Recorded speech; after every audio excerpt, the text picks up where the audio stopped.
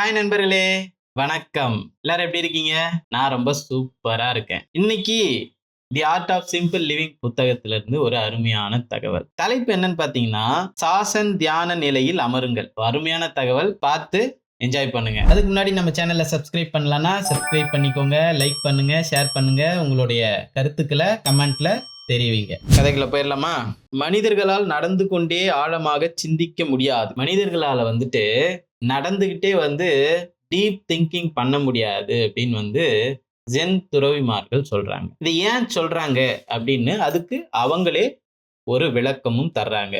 என்னன்னு பார்த்துருவோம். ஜென் பயிற்சிகளில் சாசன் தியான பயிற்சி மிகவும் முக்கியமானது. சாசனை பற்றி பேசாமல் ஜென்னை பற்றி பேச முடியாது. நாங்கள் சாசனில் தொடங்கி சாசனில் நிறைவு செய்கிறோம். அதுதான் ஜென் பயிற்சி. ஸோ இவங்க பண்ற தியானத்தினுடைய பெயர் பார்த்தீங்கன்னா சாசன் அப்படின்ட்டு சொல்றாங்க. இவங்க சாசன்ல தொடங்கி சாசன்லே முடிக்கிறாங்களாமா. அதாவது தியானத்தை தான் சொல்றாங்க.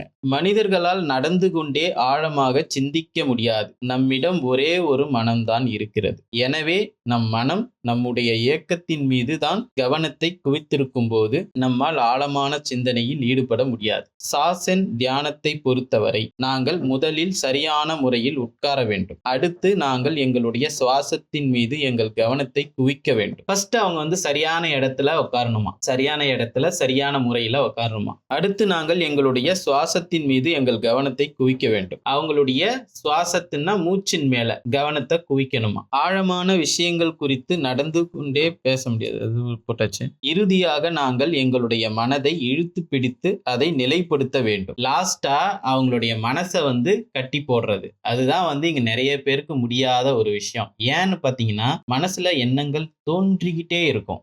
ஸோ அது கட்டுப்படுத்துறதுங்கிறது கொஞ்சம் கஷ்டமான காரியம். அதை தான் இவங்க இழுத்து பிடிக்கிறது அப்படின்னு சொல்றாங்க. இந்த மூன்றையும் நிறைவேற்றிய பிறகு நாங்கள் எங்களுடைய சாசன் தியானத்தை தொடங்குகிறோம். தியானம் பண்றதுக்கு முன்னாடி இந்த 3 விஷயம் பண்ணணும் அப்படின்னு சொல்றாங்க.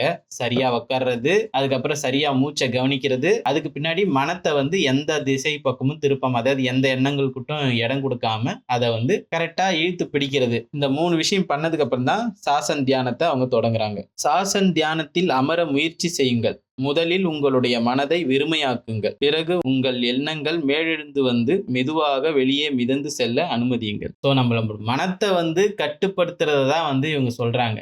ஸோ எல்லாருமே சாசன் தியானத்துல உட்காரணும், இந்த மனசை வெறுமையாக்கணும் அப்படிங்கறத பத்தி சொல்றாங்க. இந்த வீடியோ உங்க எல்லாருக்கும் பிடிச்சிருக்கும்னு நினைக்கிறேன். பிடிச்சிருந்தா லைக் பண்ணுங்க, ஷேர் பண்ணுங்க, நம்ம சேனல்ல சப்ஸ்கிரைப் பண்ணி வச்சுக்கோங்க. மீண்டும் உங்களை அடுத்த வீடியோல சந்திக்கிறேன். அது வரைக்கும் உங்களிடமிருந்து விடை பெறுவது திருமால்.